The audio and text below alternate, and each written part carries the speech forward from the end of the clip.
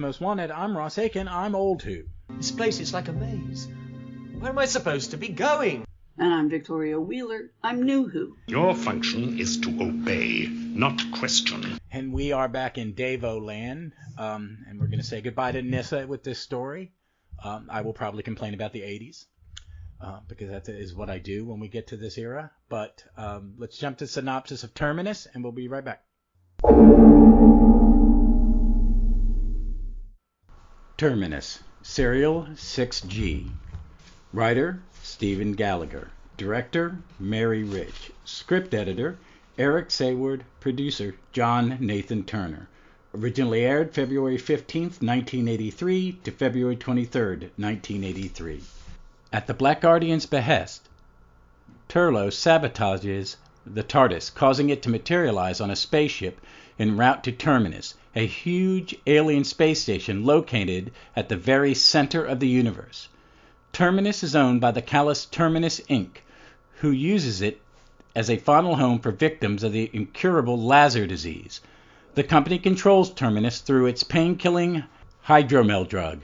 Nyssa is infected but is saved by the administrations of the alien Garm. Meanwhile, the Doctor discovers that it is the explosion of one of Terminus's two unstable engines which once created the Big Bang. He prevents a similar universe-destroying explosion from reoccurring.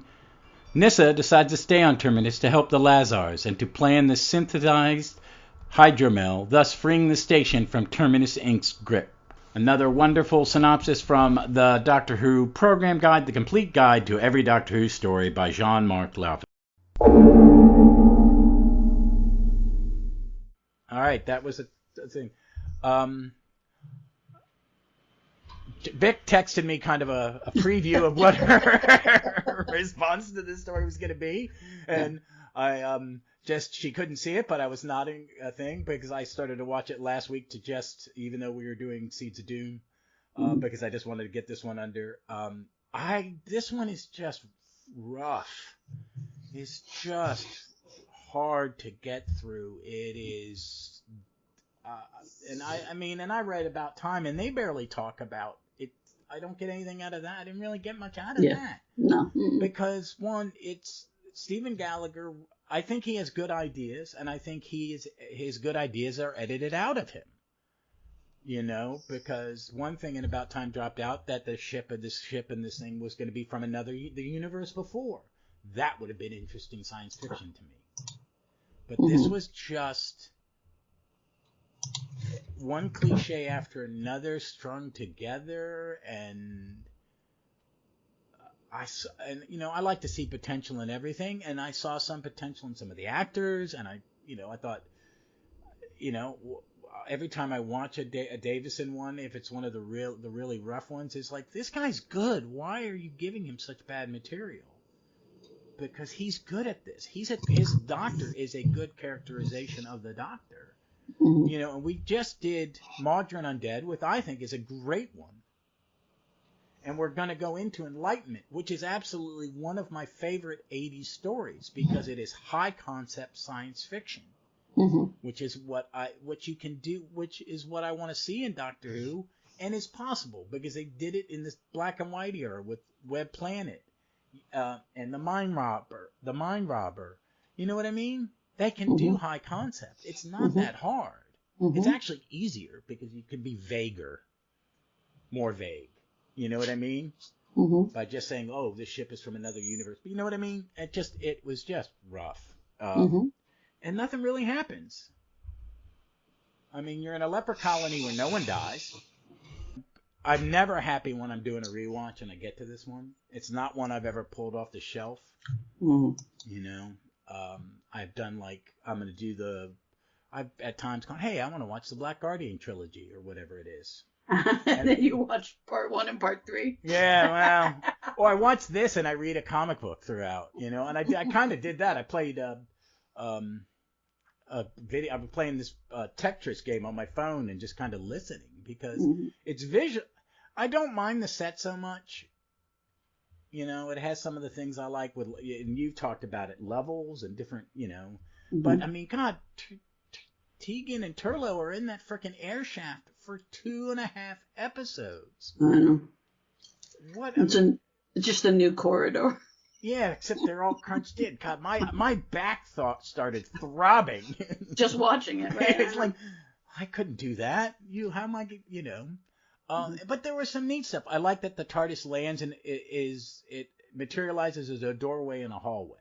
Mm-hmm. That's cool. Okay, let's go with it. It's, there's certain episodes, that have things like that. And like, why didn't you lean into that? But I think poor Mary Ridge, who had to direct it, I don't think any of it's on her. I don't think anything's on Gallagher. I think this is all Eric Saward not knowing what to do. Well, I'm going to blame it on the script editor because there's potential here and it is never realized. And he's got other stuff that exposes him as the weak link. That's true. The more I watch this here and the more I listen to other podcasters talk about him, I really am seeing his flaws more. What I texted you was in the 70s, they did drugs that enhanced the creative process. In the 80s, the drugs made you procrastinate until you turned in whatever crap you had last written down. And that's sort of what this feels like. I'm not sure that anybody made sufficient editorial passes, because if they did, they would have been like, wait a second, this train of thought goes nowhere, right? Like, it'll just, things just peter out and don't have, like Bora or whatever, the guy who's just, he's like Sir Pellinor in the Arthurian. He's an older knight who speaks nonsense, and you're supposed to listen to him because why? It's just, there's a lot of things that don't really pan all the way out and you're not sure what they're there for. And I mean, so as a woman who, wore clothes in the 1980s, I will tell you that Nyssa taking off her skirt is the dumbest thing ever, because what's evident is that, so when women would wear slips, right, which is an underclothing sort of thing, if you had one that was full length, like you had one for a dress, and then you had half slips for skirts. So what she would have done was take off the slip. She would not have, because that was made out of some sort of something material to make it not catch on the material that the skirt was made of. And then prior to synthetic fibers, it would have been silk or something, right? Well, I mean, depending on if you could afford silk, okay. Right? And so, but it's not a breathable material, okay? And so that would have been much more. You would have been hot because you were wearing the slip, and it's evident from her outfit. When she's walking around in just a slip. She's got a half slip and a camisole. It's evident by her outfit she's not wearing a whole slip. Like, this is just, it's not what any person would do. Right? And that's an error. Right? That's a glaring something for the dads. Right? You have to blame John Nathan Turner for this, right? You have to say, why is she wearing that? She should take that off, right? Like, that'll be a good move, take that off, right? It's so ridiculous. It's so glaring a skin shot, a titillating something. That's the only reason to do it. And you just can't have things like that. You can't. So there's a whole lot of not wearing many clothes for the two companions, when everybody else is fully clothed, right? Like, you don't see the Doctor taking off his jacket. Or Turlo. Right? Or Turlo, right? He's in an air duct. Yeah. You I know. in a high collar shirt and tie. Uh-huh. He's not wearing his coat, but that's about it. And that was just probably because the actor wouldn't have been able to crawl. If you're wearing a man's Jacket, right. jacket, you cannot crawl because your arms, it's not designed to make to let your shoulders move. Right. And so, but it's just, now, Nissa gets sick. And let's talk about what this is really about. Mm-hmm. Okay, so the idea is a criticism of corporate healthcare, right? And I don't know, because to so many of us in the U.S., the NHS, and the NHS looks ideal. And so maybe what they were taking shots at were monolithic healthcare, right? And I think the bureaucracy of and see, that's what gets me is the people in America who are against single payer, because they're going, but who makes the money off of it, kind of thing. But we both of us, people who have social medicine and us who have corporate medicine, we're always complaining about the bureaucracy because it's in both of them. There's huge, you know what I mean? There is some level of bureaucracy to complain about, and that is in the nature of all of us. Right. I work in healthcare; it's full of it. But in our system, the profit margin drives 100% of it. Yeah. Because there are investors that expect to get paid dividends, right? And so it's particularly bad. But that's what the story's about, right? That corporate or monolithic don't care and will simply shunt people off to do nothing, to go and die. And that's at least the belief of the people involved in the process, right? What the facts actually are different, but that in and of itself is weird because that undercuts the entire message of the story. So, fine. But again, I understand the drugs that you were doing in the 80s didn't always lead to tidy packages. So, but here's the real issue, that John Nathan Turner is involved in this show, and that the illness manifests in this way, that this looks like lepers, that you can tell on people's faces that the first thing that happens is fatigue. This is a proto-AIDS story. You think that's what Gallagher was going for? I don't know that that's what Gallagher was going for, but when John Nathan Turner got the story, John Nathan Turner said, and I don't have any proof of this, but John Nathan Turner said, we should do it we should show it this way.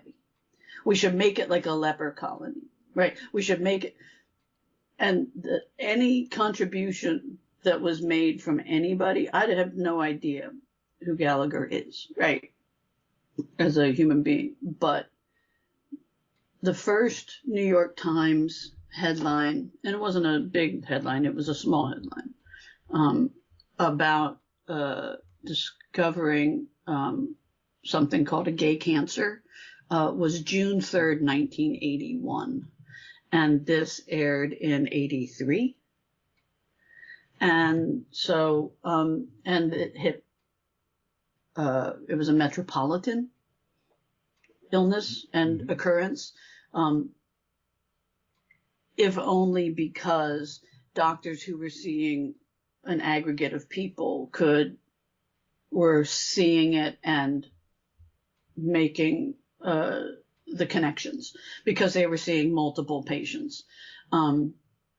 If somebody lived in a rural area, the chance of them or a semi-rural area, they would have not seen the number of patients and put it together, and they would have just diagnosed as a single individual cancer and not see the cluster that was seen. And so this was found in New York and San Francisco and Washington, D.C. and London. And those were the four major outbreak cities or first places where they were seeing the seeing it as not a coincidence. Yeah. And so that was going on for 2 years, and it was something that was being discussed and was a issue of concern, and people were seeing their friends just go away and die. And the first reaction that many people had was similar to the number 2 with the ray guns and the big wig, whatever his name is. Yeah. His reaction to it is he said, my sister came to Terminus and never came back. Right. That was, and him hiding in a stairwell, that was the reaction of plenty of people faced with the fact that somebody they knew had the gay cancer. And so if anybody political at all talked about it, they would have talked about it in terms of, we need to isolate, we need to put these people together in a single colony. And so the leper colony thing, in fact, in Castro's Cuba, there were things called citatorios, right, that were camps where they isolated and quarantined people with AIDS. And so that was how some places dealt with it, was the sort of leper colony idea. So it's this is what it's about, right? Like, it's not a coincidence. There's all of the doom and gloom from the other sufferers. Like, this is, nobody ever comes back from this place. This is all of those conversations are fully, it's not a coincidence. That's all I'm going to say. It's not a coincidence. And it's the hope, right? If you've got a science fiction show and you're a producer of it and you want to influence the way that people perceive, right? You're going to show ignorance and judgment and shame. And you're going to have a companion go through it and then decide that it's not about shame and there is going to be a cure and right? Like, so you don't have to be afraid to touch them, right? Yeah. Like, all of that stuff is what, whether it was intended from the jump, it's once they started producing it, these little things just kept getting added to it to make it about the very early days of AIDS. Yeah, really? I just went while you were. I went and pulled up Gallagher's IMDb, and he has a history of high concept science fiction. So he created a show called The 11th Hour, which is quasi-science conspiracy stuff starring Patrick Stewart, and then they did it over here with God, I can't remember the pretty boy of the 90s, whatever it was. But I'm thinking he may have been wanting to touch on that subject because it would have been in the news. Well, and it gets muddled and because I'm seeing more Eric Sayward's heavy hand in this. Because he dumbed it. Because Gallagher wrote Warrior's Gate, which I love, and it is very high science. You know what I mean? Very high concept stuff. And I could see Sayward just taking any meat out of it, to make it neutral. And which is what I think it suffers from. Because everything you just said, you could tell a good story and make a statement. You know what I mean? But how early into AIDS was this? Was there a state? Would they know to make a statement? You know what I mean? That's what I'm saying is that only gay men would have. Okay, so the first person to die of an AIDS-related illness in London was a person named Terry Higgins in July of 1982. So it's really early. Okay. And so you and I, who in 1982, 83, 84 read the newspaper every day. Not something that everybody did, but we always did. Oh, God, yeah, too. Right. Was it Star? No, Star folded. The Star folded in 83. Okay, so yeah, that's right. It folded while right about the time I moved to college, right? Yeah. So we were reading the newspaper and we weren't reading about it. Yeah, actually, the first time I heard about it was a freshman in college when your RA, your resident assistant, I guess they have that in other countries, would come out and say, this is what I'm supposed to be telling you as your resident assistant. And the first thing was chlamydia. Mm-hmm. You know, there was a rampant case of the chlamydia going through the dormitories. Mm-hmm. And something called, I think it was still called grid. Mm-hmm. And that you could get sick and die. And they gave, you know, and this is in 1983. This is when my RA had a bag full of condoms, and this is before we had free clinics. Like we have one in Richmond called Band Free Clinic, which is now called I forget. They've rebranded, but they're still around. And I've gone and done volunteer things where you know, at Easter they give out plastic Easter eggs with condoms in them. Right. You know, so but this is before it. But he knew enough that with chlamydia and this, he's like, here. Boys, sheath that damn thing. You know? So, but yeah, that's a first. I mean, I remember. My freshman year was at a different university. I'll just put it that way. My university wasn't acting like that. You're 2 years behind me, right? When did you graduate? Yeah. Yeah, 2 years behind me, so. Yeah. But also. Yeah, I was at a more. You were at an art school. Yeah. And I was not. I was at a very conservative small, but you're also at an urban university. Yeah. And, you know, the main drag, my university, the university, I still am here, and it has changed. They built all these real university kind of buildings all over town. But you would walk out the door, and there were 3 biker bars, a strip club, and a porno theater, which is now the dance theater for the School of Dance. So tracks. That tracks. Yeah. So, but it was and it was like at the tail end of the era of really rampant promiscuity. That dies out during the 80s, you know, that left over from the 60s kind of like. Oh yeah, I mean, I think you don't have to see it as a rampant. I think that there was an evolution and ideas of sexual freedom that were a good thing, right? It would have been a healthy and very good thing, but for these illnesses that came along and ended the party. Yeah, and I'm more so when you put a lot of 18 and 19-year-old middle class kids without any true adult supervision and guidance. Right. In this era, was I can do whatever I want with whoever I want. You know, and that's what they were gearing us about, and that's why we heard about it. You know, that's the only reason I heard about it. Right. Had someone tell me to be careful was because I was, you know, and I was a willing participant, but the RA knew better that these kids don't know enough not to protect themselves, just for anything. So it was kind of that thing. But I mean, this is way, and I guess even then in '83, the stigma of it was called grid, which is was the most disgusting thing in the world to me. That still bugs me hearing that that's what they wanted to call it, or they did until they went to just calling it AIDS. You know, but it was like. Because I mean that's even I mean if this story was written to do what you're saying it's doing, it is very early on because that stigma of a leper really does come for a big chunk of the early era of the AIDS epidemic. There was, you know, it was the modern leprosy. Well, honestly, this is where Fauci.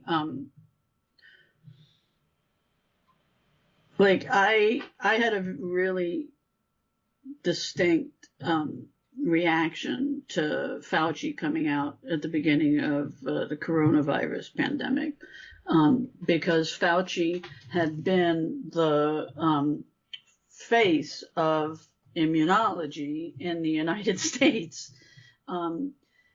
at the beginning of the HIV/AIDS story arc.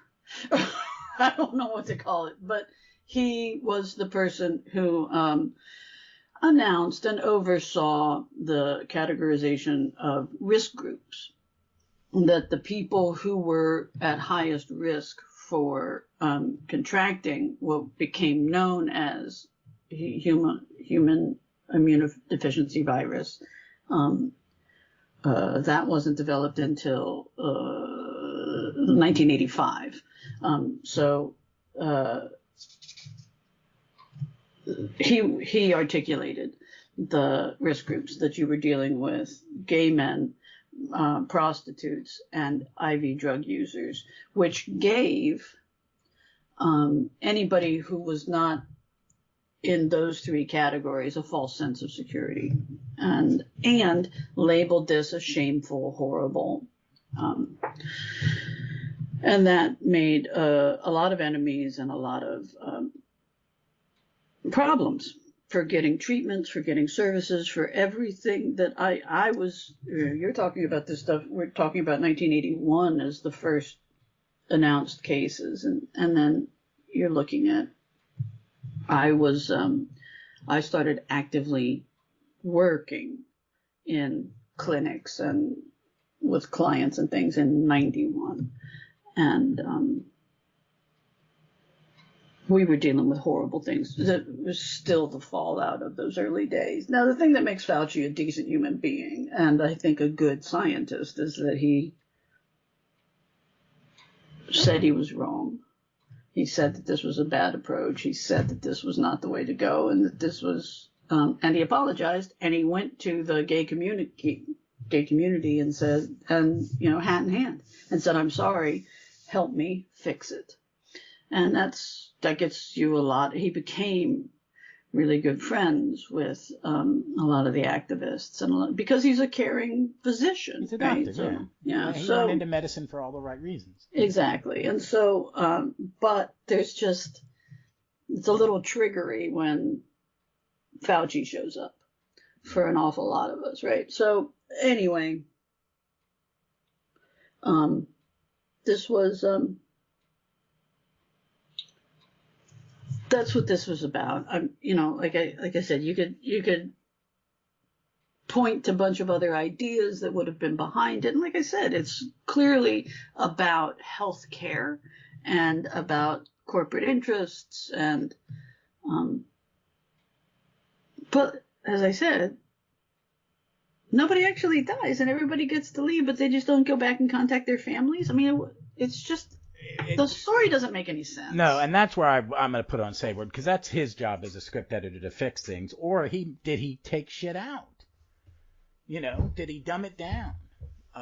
Because I'm looking at, I think he was trying, the way I'm looking at it, and I've watched 11th Hour, his other show, and I forgot that I didn't know it was his until I just Googled it.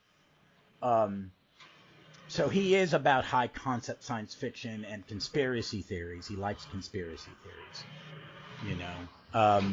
So to him, this may have been all about just high concept.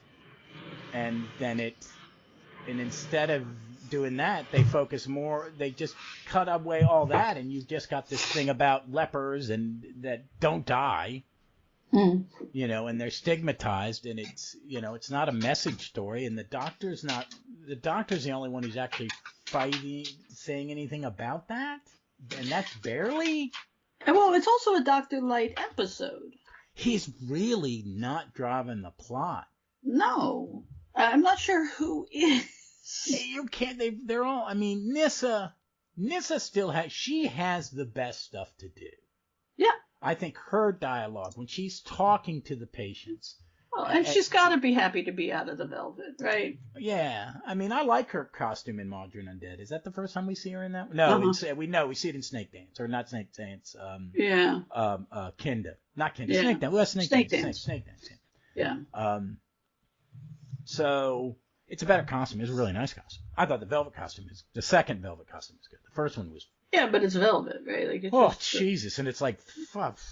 I mean, even Victoria gets out of her high neck stuff faster. She's in a miniskirt in her second story. I know.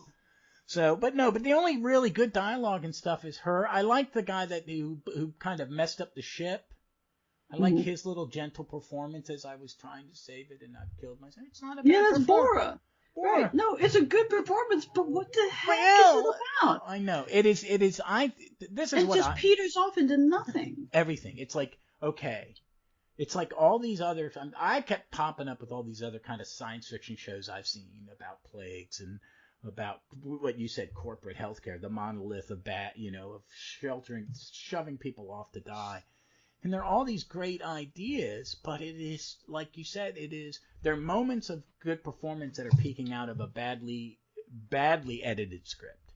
And poor Mary Ridge, who had to direct this, because I can't imagine and she's got to do it fast, because they shoot these things in about 7 to 8 days each episode. I don't know what their schedule was at this point. It wasn't like in the old 60s where you did it in a week. They were up to about 8 or 9 days of prep and then shooting, and this is all inside, so they would have been knocking it out quick. You know what I mean? So, I mean, it's one of those ones. It's one of those stories in the middle of a season that just goes nowhere. And it is, and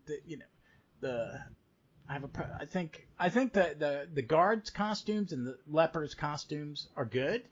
I like them. I think the mercenaries in the shocking white outfits with the little half Robin cape, what the fuck is that? Well, and there's a guy in here who thinks he's Lestat, like from Interview with a Vampire, who's ahead of these guys that are all wearing the radiation armor. And I thought he was someone else the whole time. I was so focused, and he has a very short CV because he wasn't who I thought he was. But he's also, literally, he was playing it like Shakespeare, and has got so much pancake makeup on that he looks like the undead, right? Like and the hair and I can't with this one. This one was it's hard. I was not looking forward to doing it. It's one I don't really care for. I think it's got a lot of missing pieces. But it's also, this is an era where I think the quality bounces around more so than normal. Mm-hmm. Does that make sense? Yeah. Because the one before it is really good, and I really love Enlightenment. Really love Enlightenment. The guy who plays Val, I don't know, they're all Val something, but the the big guy. Yeah. In the radiation armor, winds up playing with Davison and Campion. He's yeah. That's the only thing I could see of his in the CV that I knew what the hell it was. Yeah, and because he's so big. He's a big dude. He's a big dude, but the puppy dog is even bigger. Yeah, and that was not terrible for a monster costume for them. Weren't terrible. No. I mean, the head was all right. It was the little pieces of metallic-looking fabric. Yeah. That were sort of artfully laid out, that they didn't have a reason. Yeah, and I've been redoing it. Why does a dog need clothes? Yeah. Yes. Right? We put a shirt on our dogs the other day. I'll send you family pictures. It's great. You'll appreciate. It was Costner's Gotcha Day, Saturday. Yeah, good. Or last Saturday. So Leslie got a shirt that says, Hugs and Leslie have shirts that says, thinks they're the boss. No, I have one that says, isn't the boss, and Costner's says, I am the real boss.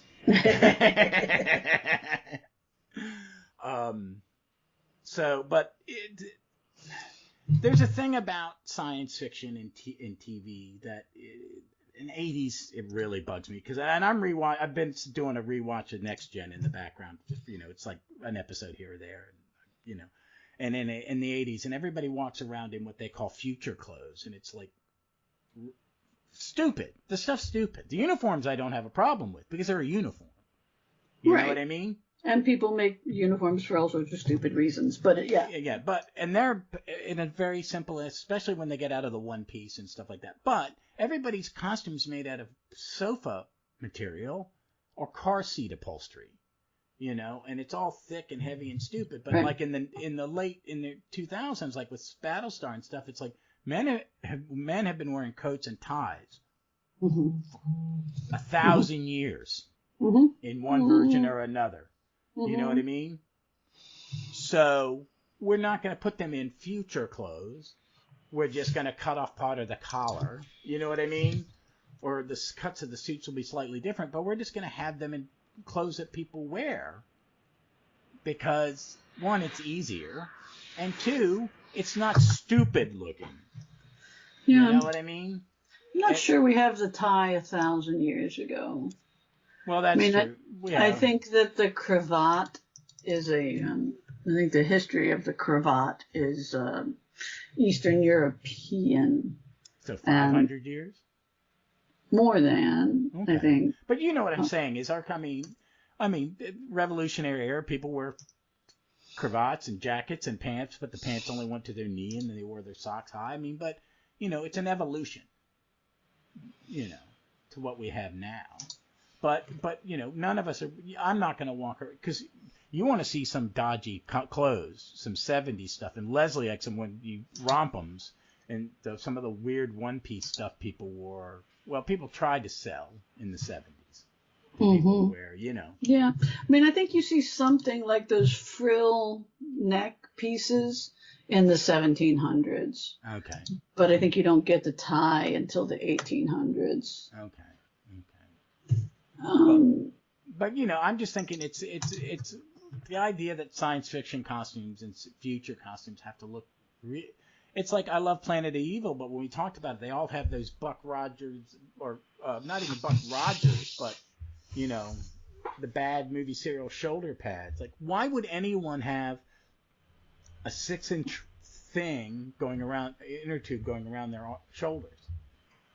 You know. Yeah. You know, and Right. these costumes are kind of silly. I mean, you know, and you see it all the time in this, but these aren't so bad. That the Garm is a little. I agree with you. It doesn't, you know, the actual headpiece actually works. It does. No, So I'll give looks him credit fine. for that. I just had to avert my eyes from everything else. Yeah, it's just this is not one that I have a lot of praise for. I mean, there are moments where I think Peter Davison's he's delivering his lines well. It's just the story is just so badly. It's just terrible. I know. So badly put together. You just, you know, it's just it's the thing that makes people, you know, dog on Doctor Who. It is. No, it's exactly. It is, and I don't. If I was, you know, watching this, if I had showed you this Doctor Who in omnibus form when we were first hanging out, you would have never, even in 2005, watched the modern show. Right. You know, this is just it, and it is. I hate the Bash one. I just really, this one is, I don't hate it, and it's not offensively bad. It's just, it's so disinteresting. Yeah. You Yeah. know, I think it doesn't. Here, if we don't bash the ones that are truly bad, then when we gush about things that we love, yeah, you know, it's like we have to be we have to.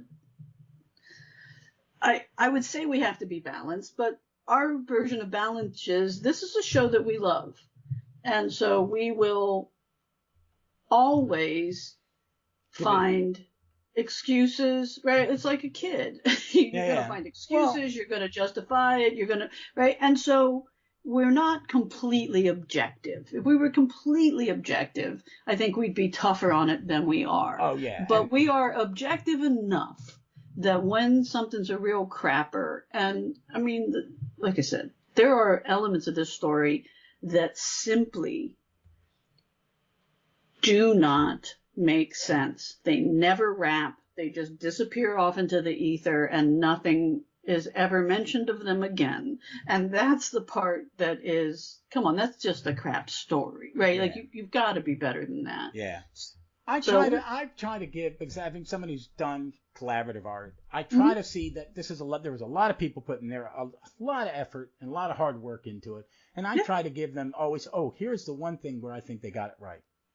There's nothing in that for this. I mean, there's a lot. I mean, when I read about time and they said that the ship was from another universe, if I'm a script editor, I'm going, okay, we're going to cut down the Lazarus, the leper part of this, and we're on a ship just make it about the people on an old ship. Or just make it about a leper colony, right? Like you Pick one of the two. Pick one, right? Exactly. Why don't you just an historical? Let's have a focus. Let's do an historical about a leper colony. Right. But. And the stigma of it, and having the doctor fight and Nyssa stay to fight the stigma. Yeah. Yeah. And, probably make it a two-parter. I know you can't... In America, we had leper colonies in Hawaii. That was our... But in that, the last of the leper colonies, what, the 19th century? Maybe 20th? Yeah. There are some 20th century leper colonies in I think, in Greece, Turkey area. Oh, okay. I don't know. Because the one American saint... If that means anything, was he was a person in leper colony in Hawaii. Because they did a TV movie with Great White Hope guy. Yeah. Yeah.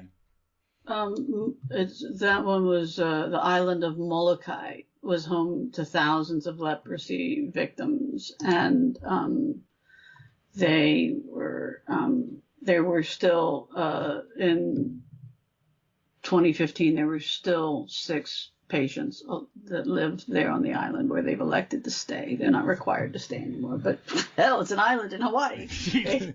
Yeah, I got a terminal disease, but I'm going to the beach. Right. But it's not even a terminal disease, really. It's a chronic disease, isn't it? Because you can live for decades with it. Yeah. But there are... Yeah, I mean, there were so many other stories you could have told with the subject matter, and seeing how good I think Warriors Gate's a great one. And you want to say, I think Turner and Sayward just, I don't know what they did to this, but I'm not gonna. You know what? I'm not gonna blame it on Ed Gallagher, because everything else I've seen that he's done, I've enjoyed. I think what he's done, it may not. He has his adaptations of the book in the Target novels are closer to his original concept.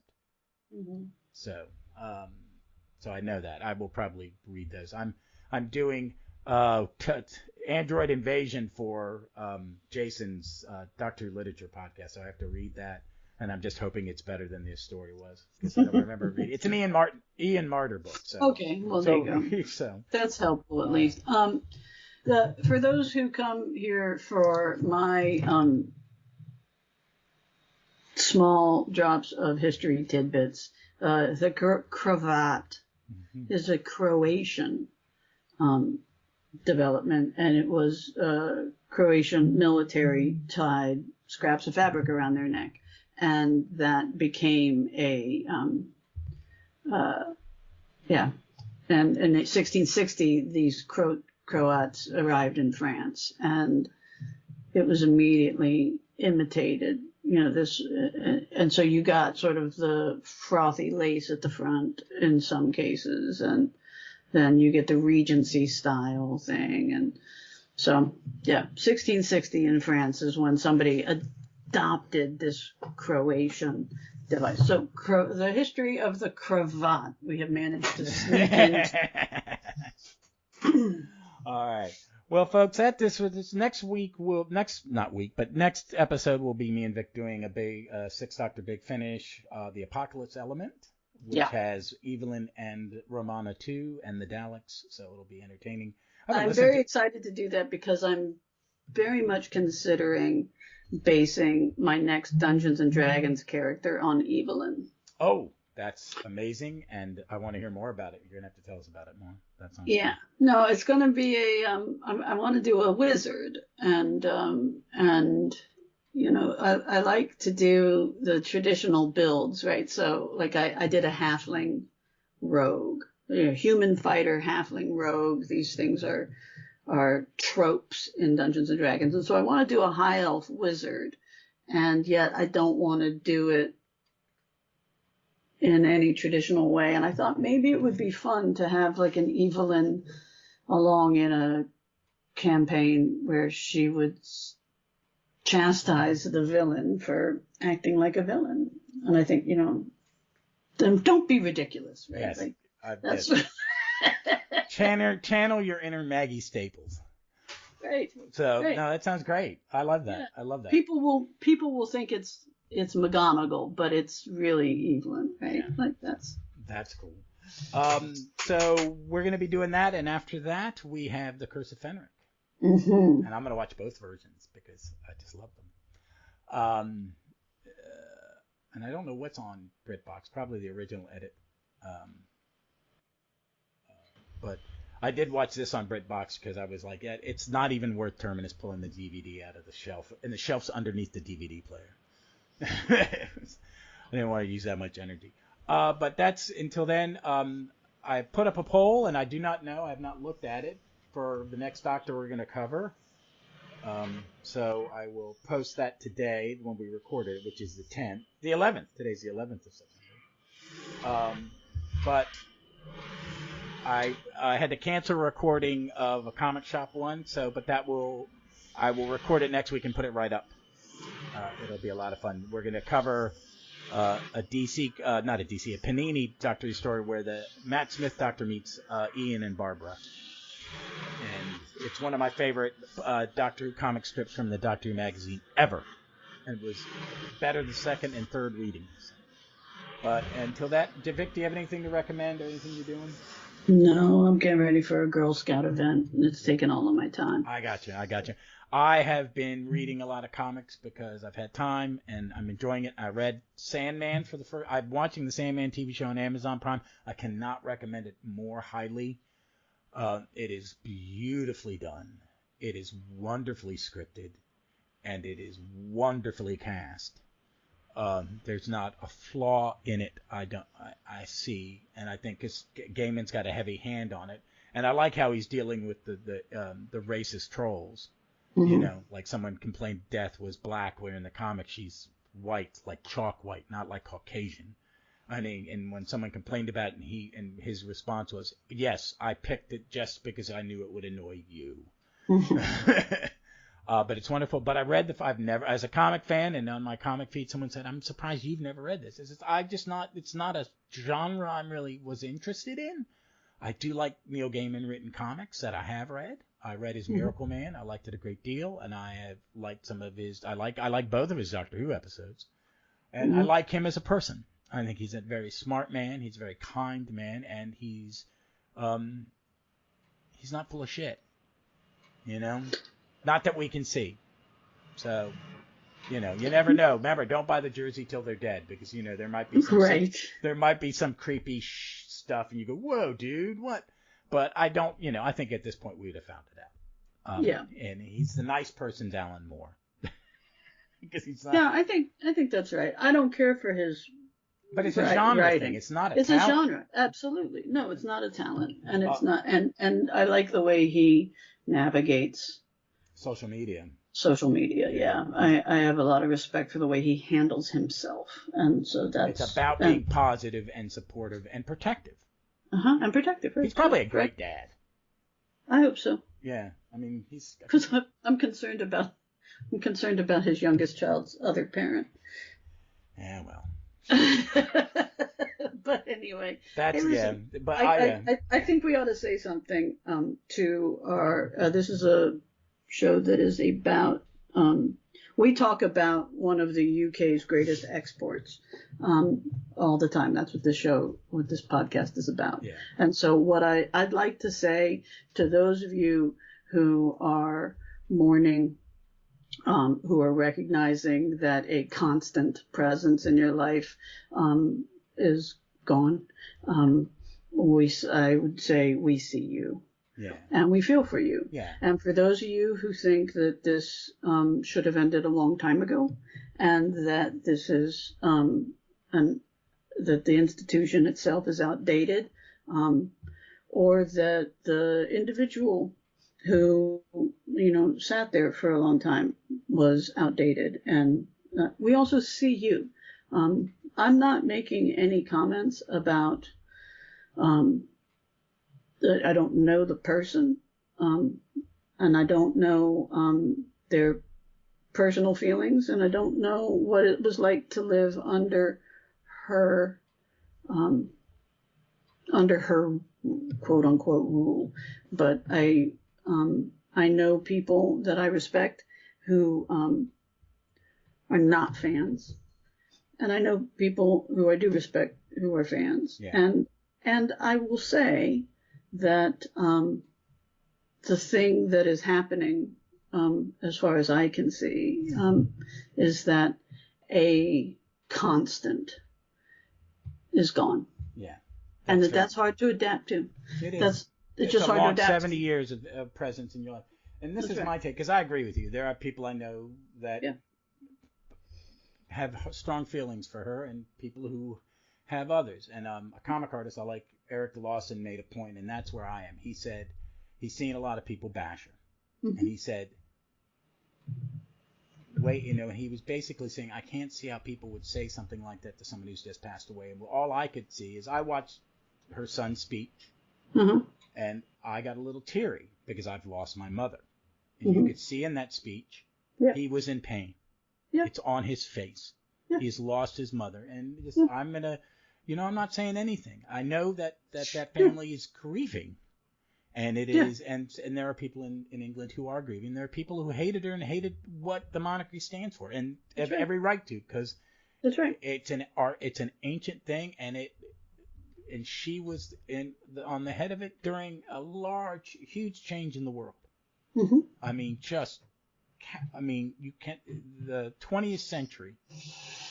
You know what I mean? It's the world changed so much in that century. That you can't, we take it for granted. So, Yeah, no, I think that the best thing you can say about anybody is that they saw that they had a responsibility and they worked hard at meeting that responsibility. And I respect think people who have a sense of duty. And that's what I think it's clear that she did that.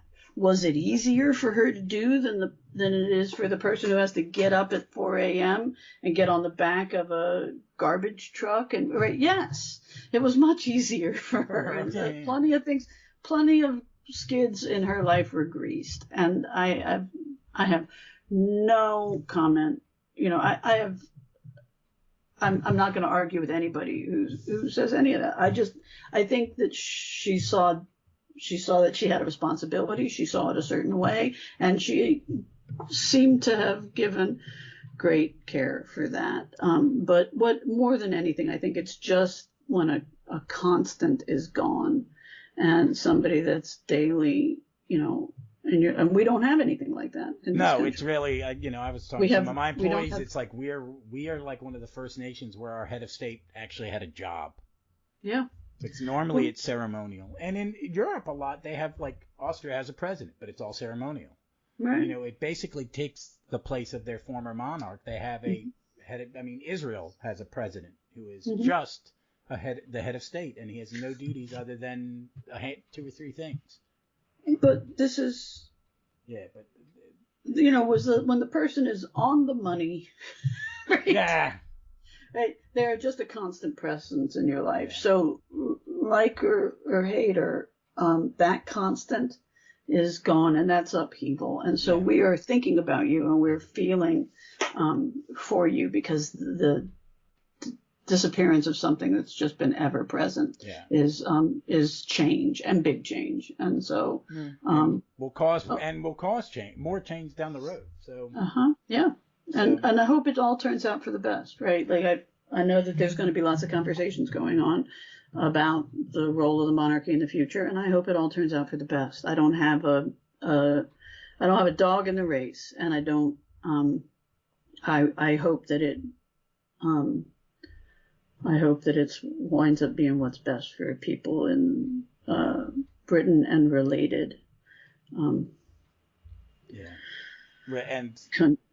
Countries and colonies and former colonies and the whole Commonwealth. I hope it all turns out right for the people who are impacted. Yeah. All right. Well, folks, we're going to say goodbye for this week, and we hope you enjoyed our this was not our most positive episode ever. But, it's been a while since we've been lucky. We've had a lot of good stories in a row. And I haven't looked toward what once we get through Capaldi and wrap around, we will shoot. By the time we finish, before we get to Capaldi, we may have seen Jodie's last story. So it's sometime next month. We may not even make it to the end of this loop without seeing the centenary episode. So, But until then, we look forward to seeing you somewhere in time and space.